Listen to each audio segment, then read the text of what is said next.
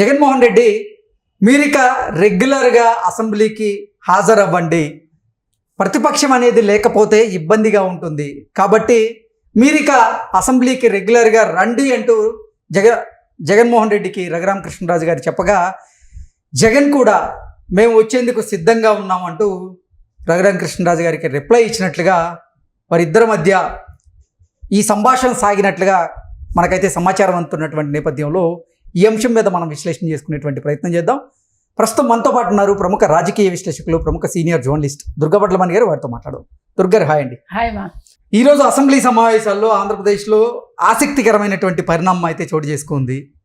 జగన్మోహన్ రెడ్డి భుజం మీద ఉండి ఎమ్మెల్యే అయినటువంటి రఘురామకృష్ణరాజు గారు చెయ్యి వేసి జగన్తో కాసేపు ముచ్చటించాడు. ఆయన మాట్లాడుతూనే జగన్మోహన్ రెడ్డి మీరు ఇక రెగ్యులర్గా అసెంబ్లీకి రండి, ప్రతిపక్షం లేకపోతే అంత బాగుండదు, మీరు రెగ్యులర్గా అసెంబ్లీకి వస్తేనే బాగుంటుంది అంటూ రఘురామకృష్ణరాజు గారు జగన్మోహన్ రెడ్డికి సూచించినట్లుగా జగన్మోహన్ రెడ్డికి కూడా దానికి సానుకూలంగా స్పందించి మేము రెగ్యులర్గా అసెంబ్లీకి వస్తాం మీరు చూడండి అంటూ వాళ్ళిద్దరి మధ్య మాటామంతి నడిచినట్లుగా కూడా మనకైతే సమాచారం అందుతుంది. దీని గురించి మీ విశ్లేషణ ఏంటంటే ఏం చెప్తారు?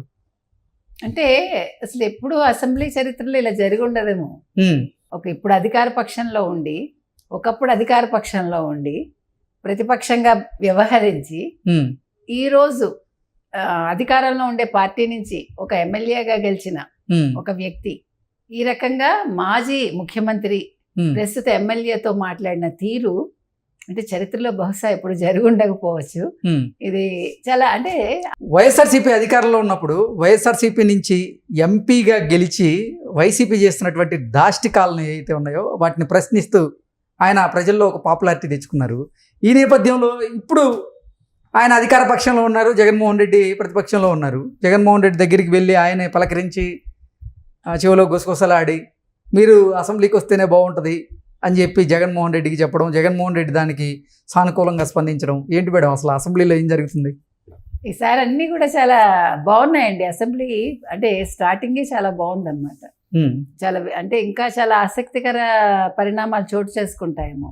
మీరు చెప్పినట్టుగా ఒక ఎంపీగా గెలిచి ఒక పార్టీలో ఉండి అప్పటి అధికార పక్షంలో ఉండి అధికార పక్షాన్ని రోజు ఎండగట్టిన ఘనుడు రఘురామకృష్ణరాజు.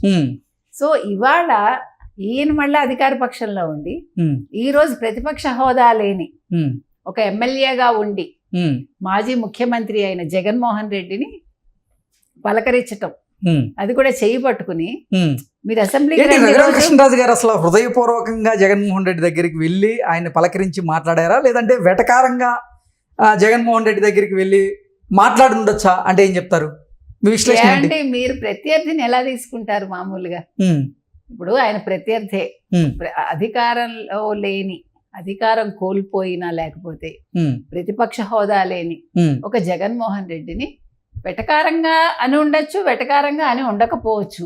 సర్లే పాపం అని జాలిపడి మీరు రండి రోజు అసెంబ్లీకి, మీరు వస్తే కానీ బాగోదు, ఒక ప్రతిపక్షం ఉండాలి కదా, ప్రశ్నించేవాడు ఉండాలి కదా అని ఆయన పిలిచి ఉండొచ్చు. మీరు అలా తీసుకోండి. ఎందుకు అన్నింటిలో మీరు వెంట్రుకలేరుతారు? వెంట్రుకలేడడం కాదు, అసలు ఏంటి అంటే వెటకారంగా మాట్లాడి ఉండొచ్చా, లేదంటే నిజంగా హృదయపూర్వకంగానే జగన్మోహన్ రెడ్డి దగ్గరికి రఘురామకృష్ణరాజు గారు వెళ్ళి ఆయన్ని పలకరించి ఆయనతో మాట్లాడి ఉండొచ్చా అనేది ఇప్పుడు సర్వత్రా ఆసక్తికరంగా మారింది. ఈ నేపథ్యంలోనే అసలు మీ విశ్లేషణ ఏంటో కనుక్కుందామని మేము అడిగాం.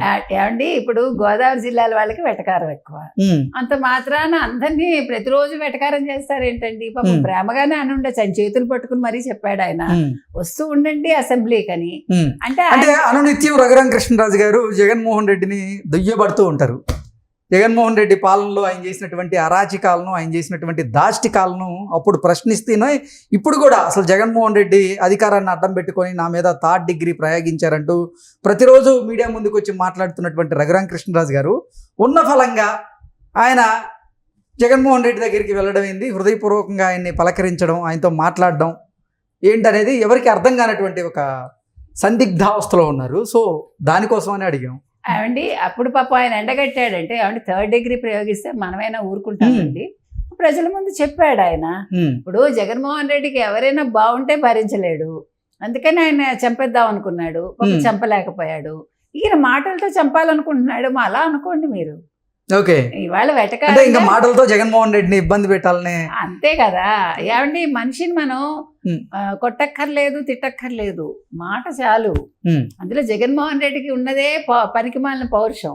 ఏదో సీమ పౌరుషం అంటాడు, నిజంగా సీమ వాళ్ళు ఇలా ఉండరు, చాలా రాయల్ గా ఉంటారు. నిజంగా చెప్తున్నా, అది ఎవరైనా సరే సీమ వాళ్ళు రాయల్ గా ఉంటారు, మనం ఒప్పుకోవాలి.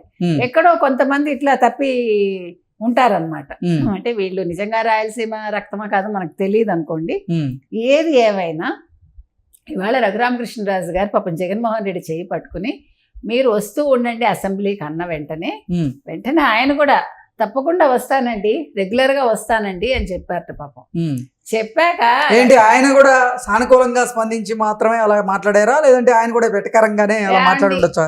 కాదండి, ఇప్పుడు రాను అన్నాడు అనుకోండి, మళ్ళా రఘురామకృష్ణరాజు దానికి ఇంకేదో అంటారు. అందుకని ఎందుకు తంటా మనకి అనుకుని ఉంటాడు. సాధారణంగా జగన్మోహన్ రెడ్డి భుజం మీద చేయి వేసే ప్రయత్నం అయితే ఎవరు చేయరు, ఆయన చుట్టుపక్కల ఉన్న వాళ్ళైతే. అంటే వైసీపీలో ఉన్నటువంటి నాయకులు కానీ నేతలు కానీ ఎవరు జగన్మోహన్ రెడ్డి దగ్గరికి వెళ్ళి ఆయన భుజాన చేయి వేసే ప్రయత్నం అయితే చేయలేదు.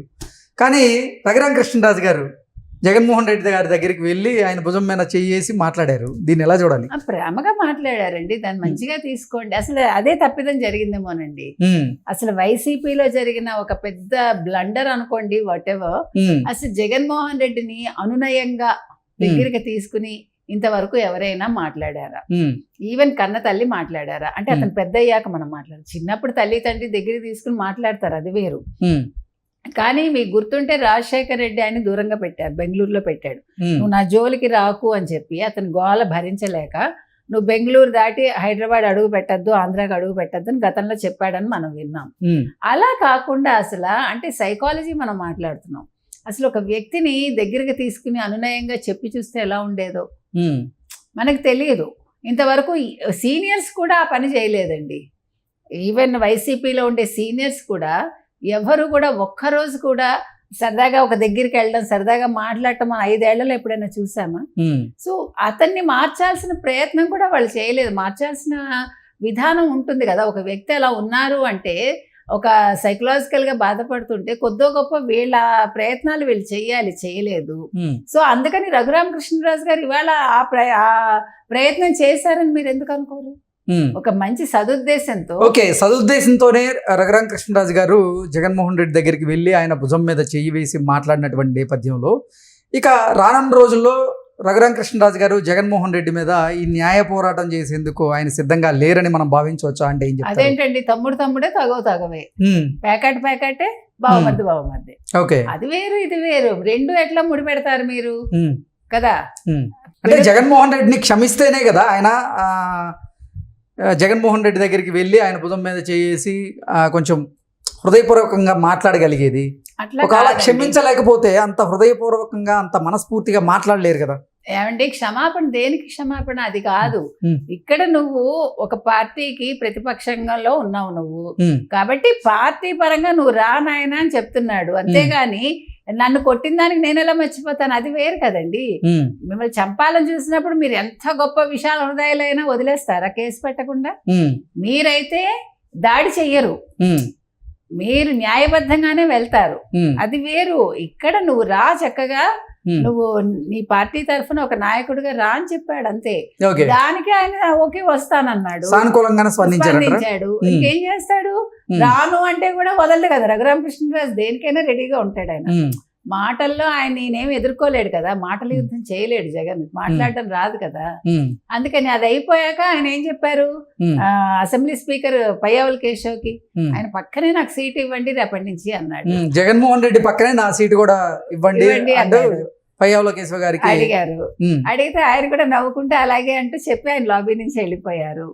సో రేపటి నుంచి ఒకవేళ జగన్మోహన్ రెడ్డి శాసనసభకు వస్తే ఆయనకి నిత్యం నరకం, ఈయనకి నిత్యం నవ్వులు పూయిస్తాడు ఈయన రఘురామకృష్ణరాజు.